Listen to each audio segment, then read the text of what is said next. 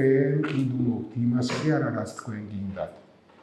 ყიდულობთ იმას, ვისაც რისი გაყიდვა უნდა. კომუნიკაცია იმდენად დაიხვეწა, რომ თქვენ შეიძლება ყიდვაზე გადაწყვეტილება მიიღოთ, ცხოვრებაში არ გიფიქრია ხვალ იმაზე, ანუ იყიდო ის რაღაცა, რაც საერთოდ არ გიფიქრია.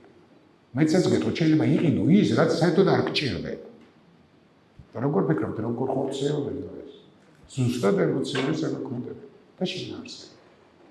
და რო თქვი, რომ მარკეტინგული სქემა შეიძინა, იმიტომ რომ აი პატარა ბიჭებს, რომელსაც და გოგოებს, რომელსაც ვეუბნები, რომ გაიზრდები, როგორ გინდათ იყოთ, ყველას უნდა რომ წარმატებული იყოს. 10 წლის ბიჭი გეუბნება, რომ წარმატებული უნდა იყოს, მაგრამ ჭკვიანი არ. თავში არ მოსდის. ძველად შენ რო წარმატებული და ცნობილი ყოფილიყავ, რამე უნდა შეგექმნა. ხო, მნიშვნელოვანი უნდა შეგექმნა. ეხლა შექმნა არა საჭირო, ეხლა ნახობის რაოდენობა. და ნახობის რაოდენობა არ მინდა ეხლა თქვა, თორე ახლა გეტყვით რა უნდა გავაკეთოთ ჩვენ დადავაში ყველამ და დღის ბოლოს გეტყვით, რომ მილიონი ნახვა გექნებათ გარანტირებული. ამას დიდი ნიჭი არ ჭირდება.